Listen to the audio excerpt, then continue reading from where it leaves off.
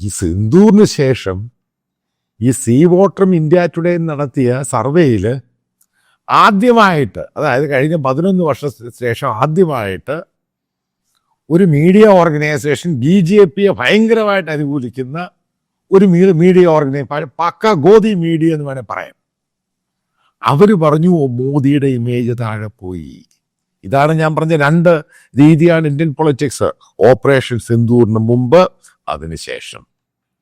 എന്തുകൊണ്ടാണ് BJP അനുകൂലിക്കുന്ന India today ഇങ്ങനൊരു സംഭവം പുറത്തുവിടാൻ കാരണം എന്തുവാ?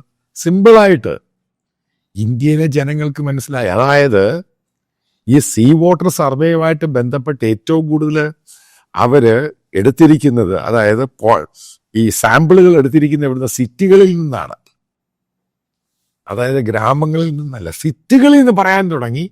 മോദിയുടെ ഇമേജിന് കോട്ടമുണ്ടായി, മാറ്റമുണ്ടായി. രാഹുൽ ഗാന്ധിയുടെ ഇമേജ് ഗെയിൻ ചെയ്തു. അത് ആ മാഗസിൻ, BJP മോദിയെ അനുകൂലിക്കുന്ന മാഗസിൻ പറയുന്നതാണ്, വേറെ ആരും പറയുന്നതല്ല. പക്ഷെ യാഥാർത്ഥ്യം, സിറ്റി താമസിക്കുന്ന എനിക്ക്, ഡൽഹി സിറ്റി താമസിക്കുന്ന എനിക്ക്, പ്രത്യേകിച്ച് BJPയുടെ കോട്ടയാണ് ഈ ഡൽഹി എന്ന് പറയുന്നത്. അതിനിടയ്ക്ക് ആം ആദ്മി പാർട്ടിയൊക്കെ വന്നു, നേരത്തെ ഷീലാ ദീക്ഷിതൊക്കെ വന്നു. പക്ഷേ BJPയുടെ വലിയ കോട്ടയാണ് ഡൽഹി എന്ന് പറയുന്നത്.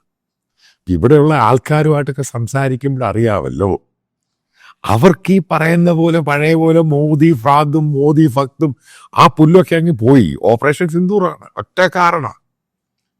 കാരണം ഇവരെല്ലാം എഡ്യൂക്കേറ്റഡ് ആണ്, ഇവർക്കൊക്കെ മനസ്സിലായി ഇത് കള്ളത്തരമായിരുന്നു, ഈ പറഞ്ഞത് മുഴുവനും തള്ളായിരുന്നു.